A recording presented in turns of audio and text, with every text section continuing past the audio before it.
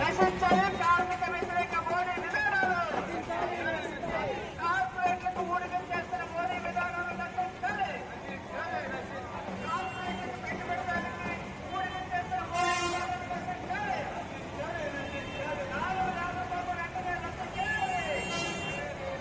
కార్మికుల ఏర్పాటు నాలుగు రామబాబు వెంటనే రద్దు చేయాలి. ప్రధానంగా సమ్మె ఎప్పుడు చేస్తాం? మనకేం నష్టం కలిగించే సమ్మె ఎందుకు, మనం ఎందుకు చేస్తాం? ఎన్నో రోజులు ఎన్నో సంవత్సరాలు బట్టి మనకి పెండింగ్ ఉన్న ఇష్యూస్ మీద సరైన రెస్పాన్స్ లేకపోవటం మనం సమ్మె చేయటానికి అది ఒకటే ఒక ఆయుధంగా మనం ఉండేది. అలాంటి సమ్మెని అసలు చేయటం అసంభవం అని తెలిసే కూడా మనకు తెలుస్తుంది. కాబట్టి అదే విధంగా ఓకే ఇక ప్రధానమైన వేజెస్ కోడ్ లో మనం చూసుకుంటే ప్రతి 5 సంవత్సరాలకు ముఖ్యంగా పబ్లిక్ రంగ సంస్థల్లో పనిచేస్తున్న కార్మికులందరికీ వాళ్ళు మళ్ళాగా ఎక్కువగా పార్టిసిపేట్ చేయరు. ఎందుకంటే నేను పోర్టులో ఉన్న లీడర్ కాబట్టి పోర్టులో ఇక్కడ ఒక్కరికొని చూడలేదు నేను. కాబట్టి వాళ్ళకి చాలా ప్రమాదకరం. ఇంకా 5 సంవత్సరాలు రాగానే లక్షలు ఏరియాస్ లక్షల రూపాయలు జీతాలు తీసుకునే వాళ్ళకి ఇక 5 సంవత్సరాలకు వేజ్ అగ్రిమెంట్లు రావు.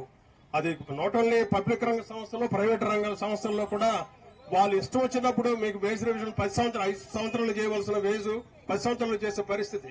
కార్మిక సంఘం పెట్టుకోవడానికి చాలా కష్టమైన పరిస్థితి. ఎందుకంటే సెక్షన్ 60, 62A, 63 ప్రకారంగా సమ్మెకు వెళ్లాలంటే, చట్టపరమైన సమ్మె చేయాలంటే చాలా అసంభవం. అటువంటి పరిస్థితులను ఈరోజు తీసుకొచ్చారు. అదేవిధంగా ప్రభుత్వ రంగ సంస్థల్లో పేదవాళ్ళకి ఉద్యోగాలు టర్మ్ రిక్రూట్మెంట్ అనేది కొత్తది. 3 సంవత్సరాలే అక్కడ.